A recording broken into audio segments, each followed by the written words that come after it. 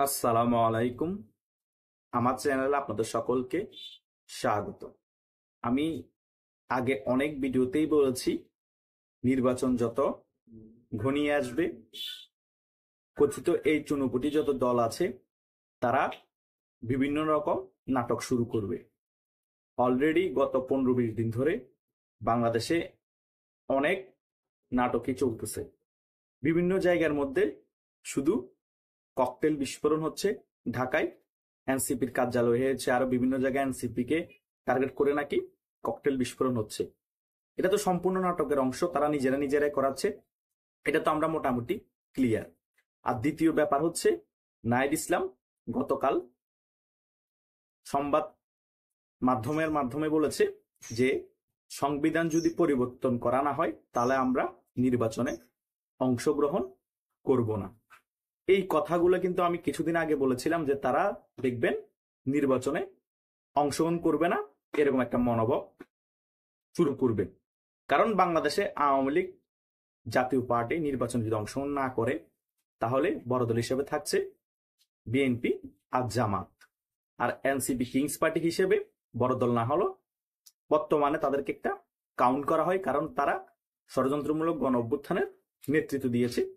সেই কারণে এখন যদি এনসিপি এবং জামাত এবং অন্যান্য ইসলামিক দল সকলে একত্রিত হয়ে যদি বলে আমরা সংবিধান পরিবর্তন না হলে নির্বাচন অংশগ্রহণ করব না, তাহলে নির্বাচন দিবে কিভাবে নির্বাচন কমিশন? কাদের বিরুদ্ধে নির্বাচন করা হবে? বিএনপির বিরোধী দল কারা হবে? কেউ নেই, তাহলে নির্বাচন হবে না। তাহলে একটাই পথ থাকবে বিএনপির, আন্দোলনের মাধ্যমে এই সরকারের পতন ঘটানো এবং তত্ত্বাবধায়ক সরকার আনা। তত্ত্বাবধায়ক সরকার আসার পরে আওয়ামী লীগ জাতীয় পার্টি এবং সর্বদলীয়ভাবে একটি নির্বাচনের ব্যবস্থা করা। তাছাড়া আর কোনো ওয়ে নেই। আর সেটা যদি বিএনপি করতে না পারে, এ সরকার নির্বাচন দিবে না। আর এ সরকার নির্বাচন না দিলে লাভ কাদের? জামায়াত ইসলামী, এনসিপি এবং অন্যান্য ইসলামিক দলগুলা। কারণ তারা নির্বাচন না হওয়া পরেও তারা তো অলরেডি ক্ষমতা ভোগ করতেছে। নির্বাচনের পরে ক্ষমতা আসার পর যেগুলো করতে পারবে সেগুলো তো এখনো করতে পারতেছে। তাহলে নির্বাচনের প্রয়োজন কোথায়? কারণ নির্বাচন হলে তো তারা ক্ষমতায় আসতে পারবে না, তারা সংখ্যাগরিষ্ঠতা পাবে না, বিএনপি ক্ষমতায় আসবে। তো বর্তমানে তারা তো অলরেডি ক্ষমতায় আছেই, নির্বাচনের প্রয়োজন কি? তো এই সকল বিষয় চিন্তা করে তারা এখন বিভিন্ন ইস্যু নিয়ে আসবে। সংবিধান পরিবর্তন করতে হবে, এই করতে হবে, সেই করতে হবে, পিআর এই সেই বক্কর যত ধরনের কাহিনী সংস্কার আছে সকল কিছু শুধু তুলে ধরবে, শুধু প্যাচ লাগাবে। দ্বিকক্ষ বিশিষ্ট, এক কক্ষ বিশিষ্ট, কত ধরনের বিশিষ্ট বানাবে তারা। কথা বুঝেন নাই? তাদের কাজ হচ্ছে শুধু প্যাচ লাগিয়ে বিএনপিকে হযবরল অবস্থায় ফেলে দেওয়া। আর বিএনপি যত টাইম যাবে বিএনপির কর্মীরা তত অপকর্ম করবে জনগণের কাছে। তারা অলরেডি কালার হয়ে গিয়েছেই, আরো কালার হবে। তাদের একাংশের ভোট এখন জামাতের কাছে চলে গিয়েছে। তো এভাবে চলতেই থাকবে, কারণ তারা সামনে আরো কিন্তু ভয়ঙ্কর কিছু স্ক্রিপ্ট দিয়ে নাটক সাজাবে। সেগুলো জনগণ দেখতে পাবেন, জনগণ ওই মুভমেন্টের দিকে ফোকাস থাকবে, নির্বাচনের দিকে আর ফোকাস থাকবে না। কারণ মুখেদি যখন একবার বাহির করেই দিয়েছে যে সংবিধান পরিবর্তন না হলে আমরা নির্বাচন করব না, দেখবেন এরকম আরো অনেক ছোটখাটো দল এই কথা বলতে শুরু করবে।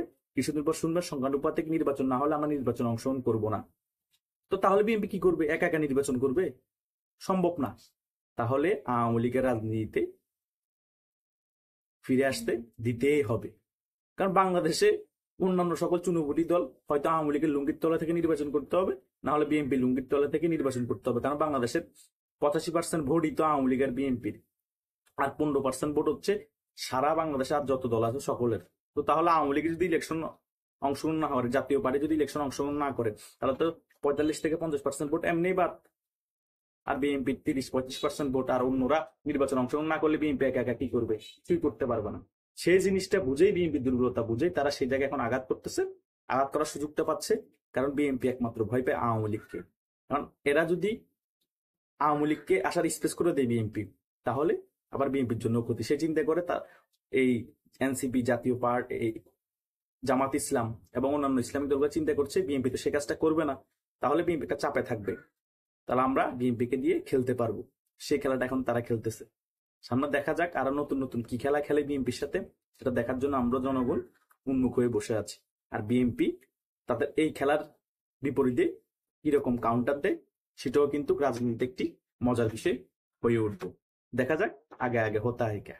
ধন্যবাদ সকলকে।